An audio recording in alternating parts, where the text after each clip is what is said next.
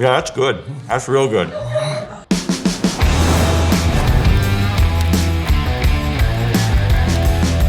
What's going on, guys, and welcome back to another episode of What's Cooking. Happy Thanksgiving. We are doing something today that I absolutely love. This is actually how I kind of really got into Traeger cooking, is cooking my first bird, my turkey, on a Traeger. And today we are doing two of them. One on the Traeger and one on the fryer, which my friend here, Chad, is doing. And you may remember Chad from the tri-tip video. He's back to show you how to fry a turkey. So Chad, you want to kick it off with how we are brining these birds? Simple brine today. We have an excellent homemade brine that we're going to throw together. If you're not comfortable brining a bird, you can get the Traeger turkey pellets, comes with the brine kit. Meat Church also has a really awesome turkey brine. So either of these would work well. But today we're going to do it homemade. We're going to do it the exact same way. So in this bucket here, we have 1.5 gallons of cold water. We have 4 cups of fresh apple juice. We have 1.5 cups of your grandpa's best bourbon, maybe not his best, but something that'll work. 1.5 cups of salt, 4 bay leaves, 2 cups of packed brown sugar, and 1 tablespoon of whole peppercorns. That way we're gonna mix this all up, we're gonna stir it really well, and we're gonna let these birds brine overnight. So with brining turkeys, you can, the sky's the limit. You can literally do anything you want. But like Chad said, we are going super simple here, super basic ingredients, but this comes and it delivers a really good bird. So why 2? Well, I personally like I said, smoking my turkeys, and Chad, on the other hand, really likes frying his turkey. So, we're gonna see if my method versus Chad methods, which one is the true champion and which one tastes the best. If you ask me right now, obviously I'm gonna go with the smoked one, but Chad, on the other hand, thinks differently. Yeah, I think the best way to make a turkey is on a fryer. It just crisps up the skin, it locks in all that juice and moisture, and it really tastes awesome. So if you think a turkey can only be that dry, crumbly turkey you've had probably growing up, that's not the way anymore. Whether you're smoking it, whether you're frying it, you're gonna get a really juicy, delicious bird, especially with an overnight brine like we're doing today. I mean, fried turkey sounds good, but let's be honest. With the smoked bird, we're gonna really enhance it with some smoke flavor, and at the end, we're gonna add some butter and brown sugar to the top to really crisp up that skin and lock in that flavor, and you cannot go wrong with a smoked turkey. I strongly disagree. Well, let's see who's the champion. Let's get to making this brine. Battle of the birds. So there's 2 ways to do a brining. You can do a hot brine or a cold brine. We decided to do a cold brine, but if you're doing a hot brine, make sure that you cool off your brine before you put the bird in. But if you're doing a cold brine, make sure you get it really well mixed up really well. The biggest thing you can do here is mix it up. The next biggest thing, use that real apple juice. Look at that stuff. That's the good stuff. That's the stuff you want. That $5 bottle of apple juice will pay for itself in the brine. What I meant to say with the hot water brine, if you're heating it up, you need to cool it off with ice before you put that bird in. You have to get it below 40 degrees.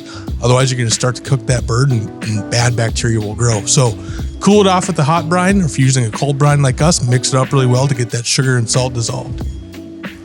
Look at that brine, Chad. I would take a bath in that stuff. It's livable for sure.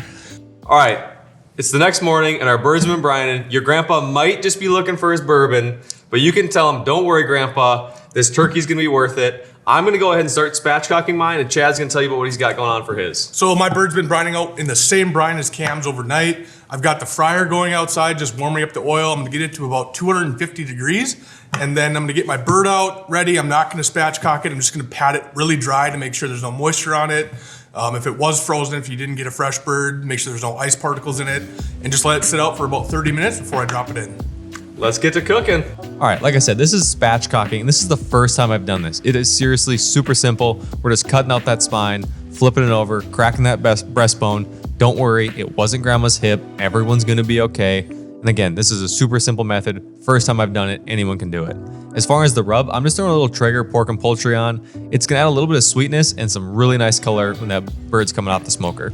Over here, I'm drying my bird out. It's the most important thing you do when you fry a bird. You have to make sure you get all the moisture out of that cavity, especially after the brine, because if you don't, it's gonna be nasty when you put it in the oil.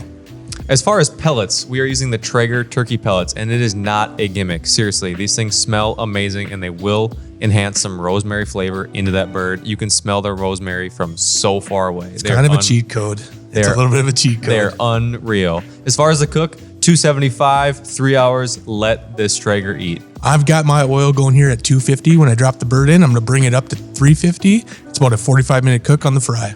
Woo! Ooh, look at that baby go on the grill. She's looking nice.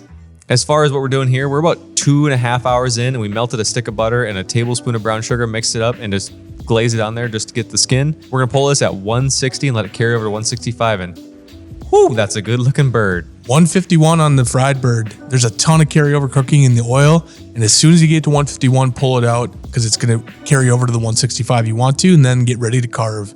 That fried bird really did a really good job of holding in the moisture. I was really impressed with it. And as far as the spatchcock bird, I think what you got going here is it just is a pretty looking bird. Yeah, look at that thing. That thing's ready for the table.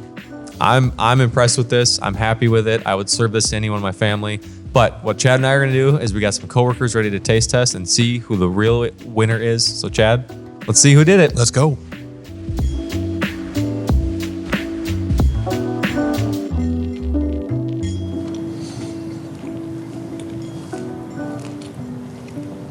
Sweet.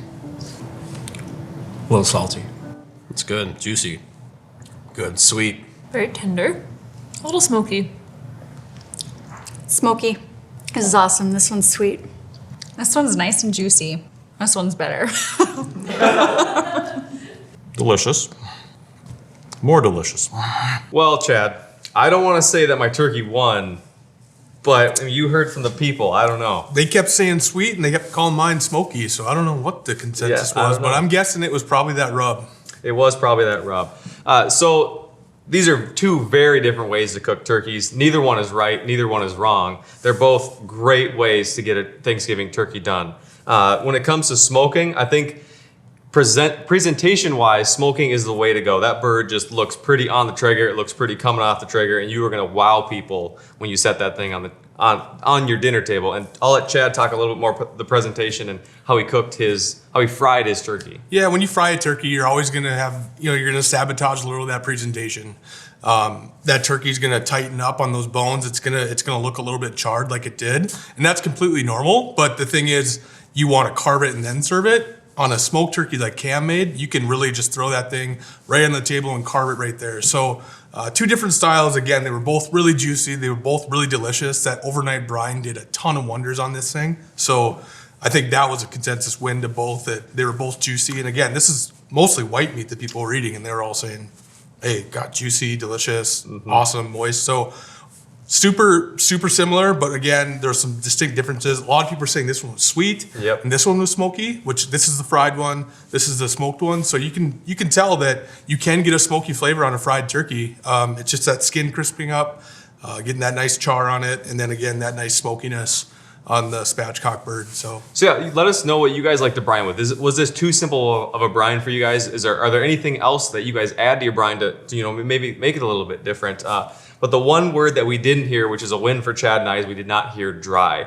Both these turkeys were so juicy, and they were both delicious in their own way. I think adding the butter and brown sugar on my end and also the rub on top was just kind of a little bit of a cheat code going against Chad when he's just got that simple fry and a little bit of that dirty bird. But like we said, both these were delicious. So if you guys like this video, please like and subscribe. We've got plenty of more holiday videos coming your way, and I'm excited for what we got coming down the line. yeah, and again, I think they were both really good birds. Mine took about 45 minutes. Cam's took just over 3 hours. So if you're a little late waking up Thanksgiving morning, you need to get the turkey done quicker, frying might be the way to go. And if you have a little bit of extra time, you definitely could definitely smoke it. But they're both really great, awesome ways to cook birds, and I hope you get to try both. So have a good Thanksgiving, everyone, and we'll see you soon. Yeah, happy Thanksgiving, and go buy your grandpa that bottle of bourbon, y'all.